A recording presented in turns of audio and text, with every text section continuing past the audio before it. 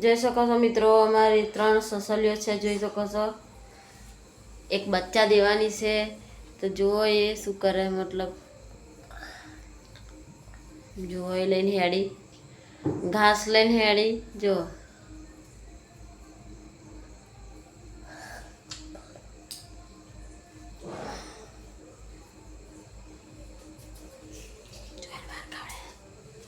જોઈ શકો છો મિત્રો, જોઈ શકો છો કેવો ખેલ ખેલા, જો એ